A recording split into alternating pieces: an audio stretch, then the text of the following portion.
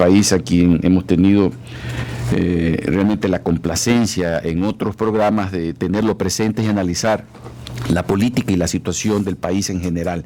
Bienvenido. Buenos días, muchas gracias. Siempre es un gusto estar en este espacio, básicamente porque existe total libertad para opinar, decir lo que uno quiere, y porque fundamentalmente no existe direccionamiento de parte del entrevistador, lo que hoy día se extraña mucho en general en los medios del país. Muchas gracias. La pregunta que el país necesita de alguna manera tener respuestas, y es el hecho de que en días pasados hayan concurrido el Comando Conjunto de las Fuerzas Armadas a la primera audiencia que por juicios de delitos de lesa humanidad se está incoando en contra de algunos miembros de las Fuerzas Armadas, hoy en servicio pasivo. Se dijo incluso por declaración de uno de sus miembros que lo hacían a nivel institucional. Entonces, de allí tenemos que extraer algunas preguntas, algunas interrogantes. Esta primera interrogante es la que el día de hoy, hace pocos minutos, me acabo de enterar, y no sé qué opine el doctor Campaña, sobre de que el fiscal general Carlos Chiriboga le haya planteado al jefe del Comando Conjunto, general Garzón, Luis Garzón, que pida perdón al pueblo ecuatoriano a nombre de las Fuerzas Armadas del Ecuador. ¿Cómo interpreta esta posición del fiscal general? Bueno, yo creo que este tema en general es un tema que tiene muchísimas aristas, muchos puntos de vista, muchas formas de tratarlo, y este aspecto puntual del fiscal Chiriboga se enmarca en ese contexto general en el que el tema debe ser analizado.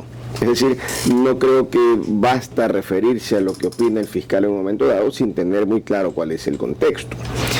¿Cuál es el contexto en el que estamos ahora inmersos? Grandes temas, ¿no? Primero, se menciona de forma pública que este es el primer caso en el Ecuador en que se juzgaría un delito de lesa humanidad. El primer tema a considerar, por tanto, es si estamos o no ante un caso de un delito de lesa humanidad. Lo segundo, ¿cuáles son los antecedentes o los hechos o las supuestas violaciones a la humanidad, en definitiva, a delitos contra la humanidad, que permiten iniciar un proceso tan delicado como este? Luego, ¿cuáles son los antecedentes de este proceso? Entiéndase la llamada Comisión de la Verdad. Entonces, allí tenemos tres aspectos muy claros. Luego, un cuarto aspecto fundamental. ¿Cuál es el rol institucional de Fuerzas Armadas en los procesos de juzgamiento? Y va de la mano con lo que usted comentaba muy bien, de haber visto en la audiencia esta de juzgamiento a la cúpula de Fuerzas Armadas. Es decir, ¿cuál es el rol? ¿Qué significa? ¿Cuál es la trascendencia para el país de un proceso de estos? Entonces, en ese escenario amplio, macro, yo creo que podemos comentar lo de Chiriboga. Y si usted me permite, yo quisiera hacer varias reflexiones, más que precisiones o aseveraciones, reflexiones, ¿no? Delito de lesa humanidad, para que la gente lo entienda. Hay una palabrita que todo el mundo la conoce, ¿no? Cuando hay un accidente de tránsito, por ejemplo, se dice, resultaron 4 heridos, o alguien menciona, 4 resultaron ilesos. Ilesos significa sin daño. Entonces, los delitos de lesa humanidad, la expresión lesa significa daño. Es decir, son los delitos que causan un daño a la humanidad. ¿Bien? Estos delitos que causan un daño a la humanidad, ¿cuáles son? ¿Los que quedan a la opinión o al pensamiento de cualquier persona?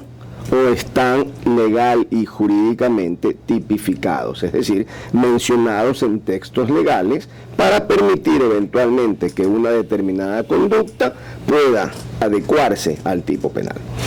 ¿Cuál es la norma internacional fundamental que hoy día recoge cuáles son los delitos de lesa humanidad? El Estatuto de Roma, por el cual se crea la Corte Penal Internacional de Roma, que establece de forma categórica, explicativa, taxativa, es decir, estos ¿Cuáles son aquellos delitos que causan un daño contra la humanidad?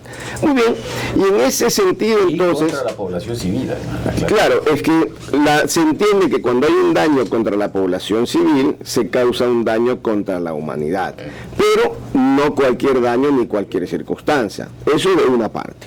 Pero existe otro cuerpo normativo muy importante para nosotros en el Ecuador, que es el Pacto de San José. El Pacto de San José, que contiene la Convención Interamericana de Derechos Humanos. Y esta convención también menciona en uno de sus primeros artículos, como un derecho de todos, la prescripción o la prohibición de la tortura. Es decir, no caben torturas individuales, porque una cosa es tomar a una persona, meterla en una cárcel, torturarla para obtener investigaciones, lo cual es un acto totalmente reñido con la ley, sin ninguna duda, pero una cosa es eso, y otra cosa es torturar a segmentos de una población por circunstancias raciales, étnicas, religiosas, etc. Es decir, hay un abismo. ¿Qué quiero decir con esto? Que no toda conducta, por repugnante que pueda parecernos, puede ser enmarcada en un delito de lesa humanidad, aun cuando exista un común denominador que puede ser, por ejemplo, el concepto de la tortura. Es decir, no toda tortura puede ser considerada como un delito de lesa humanidad. Otras reflexiones. De lo que se conoce públicamente, este gobierno conformó una llamada Comisión de la Verdad, es decir, un grupo para que investigue casos que pudieran enmarcarse con cierto tipo de delitos de lesa humanidad. Ejemplo, desapariciones forzosas de personas, torturas generalizadas, etc. Pero una primera reflexión: ¿cuál es el valor jurídico de una Comisión de la Verdad en un Estado institucional, en teoría, en un Estado constitucional, en teoría, que tiene instituciones para investigar sucesos? Ejemplo, el Ecuador tiene la Fiscalía General del Estado, que es la institución llamada a investigar cualquier suceso.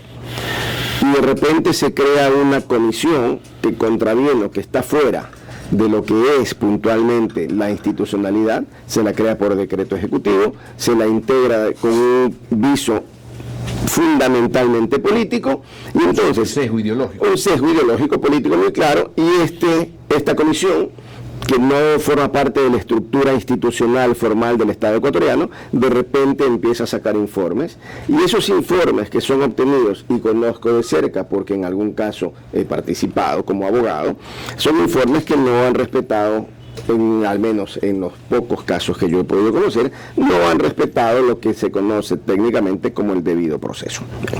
Entonces, ese es el escenario, el origen de esta comisión, de la cual emana un informe que ahora permite este proceso. Pero otro elemento a considerar que es fundamental: la tortura, de la que se imputa aparentemente, o que se imputa claramente a miembros de Fuerzas Armadas. ¿Cuándo ocurrió? ¿Y por qué ocurrió en el evento de que hubiese ocurrido, ¿no? Y si estaba tipificado como delito. Exacto. Entonces, y algo más importante que ya voy a mencionar. ¿Cuál es el suceso que ocurrió en el Ecuador en la década de los 80 y que en algún caso empezó en la década de los 70? La existencia de un grupo denominado Alfaro Vive Carajo, que tuvo algunos antecedentes de varios años en proceso de formación. Un grupo, yo no voy a calificarlo ahora de terrorista, no terrorista, insurgente o lo que sea, voy a calificar por hechos. Un grupo al que se le atribuye una serie de conductas delictivas: secuestros, asaltos de bancos, asesinatos, con una intencionalidad muy clara: obtener dinero para lograr, a partir del uso de la fuerza, llegar al poder. Esa conducta que se desarrollaba en la década de los 80 y que empezó en los 70, finales de los 70, estaba sin duda reñida con el Código Penal ecuatoriano de aquella época. Que había métodos de investigación, métodos de juzgamiento de conductas irregulares que podían estar reñidos, ciertamente. A eso me refería, el SIC, Servicio de Investigación Criminal, que funcionaba en el cuartel Modelo, y que era un elemento, pero que ejemplifica muy bien las violaciones abiertas a los derechos humanos. Es indudable, pero eso no lo puede negar nadie. Entonces, ¿qué ocurría? que había una amenaza ciertamente contra el Estado ecuatoriano, no contra el gobierno, porque este no era un tema contra Febres Cordero, era un tema contra el Estado ecuatoriano. Esa amenaza fue combatida en el momento histórico como se combatía en general la delincuencia, es decir, con métodos que ciertamente estaban reñidos con los derechos humanos. Y que al estar reñidos con los derechos humanos merecían ciertamente una sanción. Pero viene allí un elemento también importantísimo. Esa sanción para esos métodos que eran irregulares, ¿estaba prevista en el Código Penal ecuatoriano? Sí, estaba prevista. Y de hecho teníamos, por eso cité antes, el Pacto de San José, que sancionaba la tortura. Sin embargo, viene una pregunta importante. ¿Prescribía o no prescribía esa tortura que se hubiera podido provocar en la década y tipificada en la década de los 80? Y entonces uno, como abogado, lo que hace es revisar las normas del Código Penal respecto de la prescripción. La prescripción es una forma como el Estado pierde el derecho para perseguir y sancionar ciertos delitos por el transcurso del tiempo. Entonces viene aquí una gran discusión, ¿prescribía o no prescribía? ¿Y esto por qué? Y retomo el tema original. Cuando se pretende el juzgamiento por delitos de lesa humanidad, es decir, delitos que causan daño a toda la humanidad y que están debidamente tipificados, las normas en general es que no prescriben. Normas que están contenidas tanto en el Estatuto de Roma cuanto en la Constitución ecuatoriana, ¿no? Entonces no prescribe, pero no prescriben los delitos de lesa humanidad. Aquellos casos de tortura individual que no constituyen lesa humanidad prescriben, y allí viene la discusión jurídica. En una opinión sí, en otra no. ¿Y en qué se basan las opiniones? En que el Código Penal, que es el código que tipifica la prescripción, tenía en la época de los sucesos, que estaba vigente el Código Penal de 1971, que tuvo varias reformas posteriores, pero la versión del 71, al tratar sobre la prescripción, no contenía excepciones respecto de cierto tipo de delitos. Es decir, el Código Penal ecuatoriano no contemplaba que ciertos delitos, como estos, no prescribían.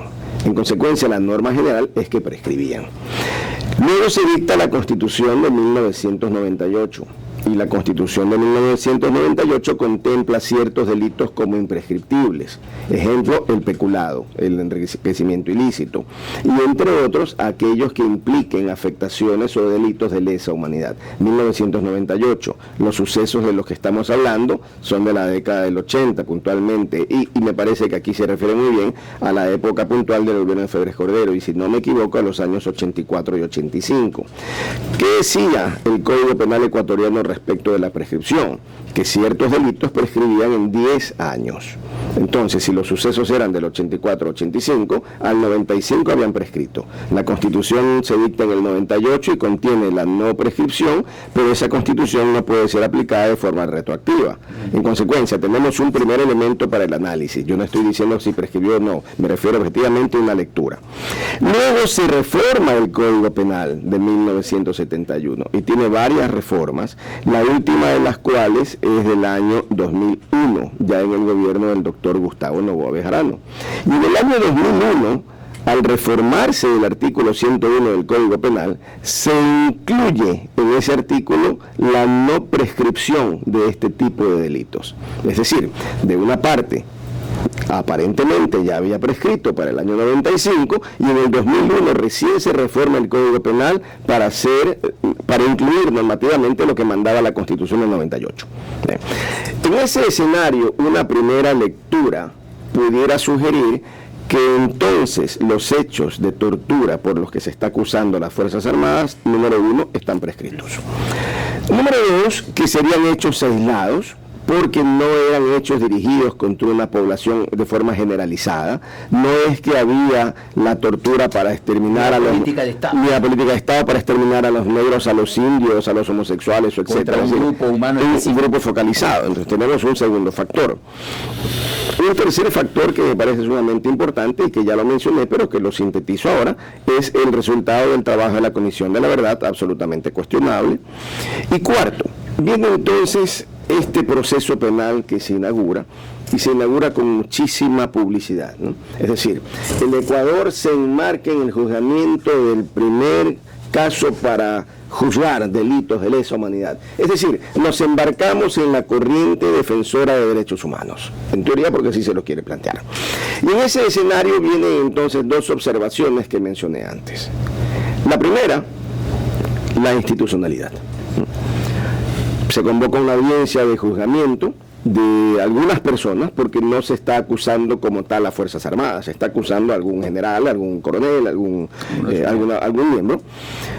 Y vemos que en primera fila acude la cúpula de Fuerzas Armadas con todos sus uniformes, con todos sus rangos, con todas las consideraciones de antigüedad, etcétera, jerarquías, y eso explica, por ejemplo, por qué en las fotografías que han sido públicas aparece en primera plana un grupo de altos oficiales, los de mayor antigüedad. El comando conjunto. El comando conjunto, y por qué no aparece el representante de la Marina. Sí está. No, pero no en la primera fila, me refiero.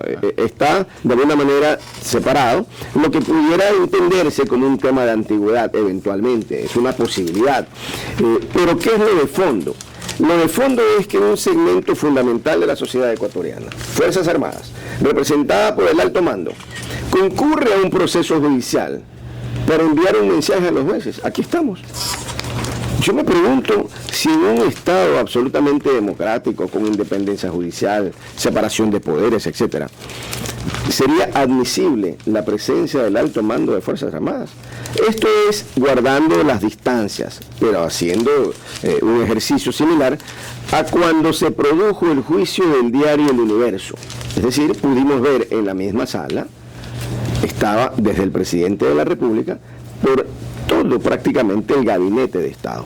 Es decir, el mensaje que se le envía a los jueces es: señores, piensen bien lo que ustedes van a resolver, porque este es un tema en el que institucionalmente Fuerzas Armadas está muy preocupada.